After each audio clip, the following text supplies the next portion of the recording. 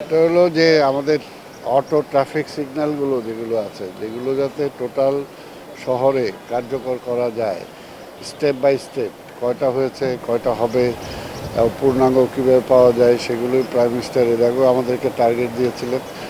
এখন মোটামুটি 1/3 প্রায় আমাদের সম্পন্ন হয়েছে, এবং বাকি 1 ভাগ আমরা আশা করি যে ঈদের ছুটির পরে আবার আমরা স্টেপ নেব। হয়তো 1-2 মাসের মধ্যে আমরা চেষ্টা করবো যতগুলো সবগুলো ম্যাক্সিমামগুলো যাতে কাভার করা যায়। 22টি জায়গায় স্যার আমাদের 22টি জায়গায় অটো ট্রাফিক সিগন্যাল এটা আমরা এস্টাবলিশ করার জন্য টার্গেট নিয়েছি। ইতিমধ্যেই দেখেছি যে এই ট্রাফিকের যে অটোমেটেডটা চলছে এর বেশ কিছু সুফল আছে, গাড়িগুলো সুশৃঙ্খল হচ্ছে, কিন্তু যানজট কিন্তু আবারও বাড়ছে। সেই জায়গাটায় আসলে নজর দেওয়া একটার পর একটা হবে। ধরেন এখন যদি এই অটো সিগন্যালটা চলে আসে এবং যানজটের জন্য যেটা আমরা আপনাদের সহযোগিতা চেয়েছি, জনগণের সহযোগিতা চেয়েছি, যে আমাদের রিক্সাকে একটা সিস্টেমে আমাদেরকে আনতে হবে, আমাদের পরিবহন যে গাড়িগুলো আছে সেটা একটা সিস্টেমে আনতে হবে। এগুলোকে যদি আমরা একটা সিস্টেমে নিয়ে আসতে পারি, এবং হকারটা অনেক ম্যাক্সিমাম জায়গায় আমরা তুলেছি, আরও কিছু বাকি আছে, হয়তো ঈদের জন্য আমরা তেমন কিছু করছি না। ঈদের পরে এটাকেও যদি একটা সিস্টেমে নিয়ে আসতে পারি, তাহলে ট্রাফিক, আমরা আশা করি যে ট্রাফিক সমস্যার অনেকটা কমে আসবে। এবং এটার জন্য শুধু ঢাকা শহরের ট্রাফিক না, মাননীয় প্রধানমন্ত্রী টোটাল বাংলাদেশের ট্রাফিককে নিয়েও উনি চিন্তা করছেন আজকে। তাই আমাদের আরেকটি রাস্তা যেটা আছে আমাদের গাবতলী থেকে পোস্তা পর্যন্ত, এই রাস্তাটাও মাননীয় প্রধানমন্ত্রী ইন্টারেস্ট শো করেছেন, উনি দেখবেন ঈদের পরে। এবং এই রাস্তা, এটা আমাদের অলরেডি কাজ হচ্ছে।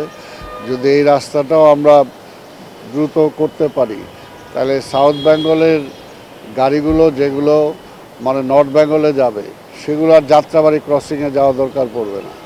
সেগুলো পোস্তা থেকে সদরঘাট হয়ে সোজা গাবতলী চলে যাবে।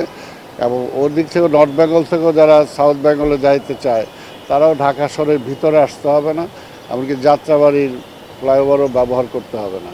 এটাও মাননীয় প্রধানমন্ত্রী দেখবেন ঈদের পরে, এবং এটাও যত দ্রুত আমরা কাজ, অলরেডি কাজ হচ্ছে, এটাও যাতে দ্রুত আমরা কাজ করতে পারি। অর্থাৎ মাননীয় প্রধানমন্ত্রীর টার্গেটই হলো যে যত অল্প সময়ের মধ্য দিয়ে বেশিরভাগ কাজ করা যায়।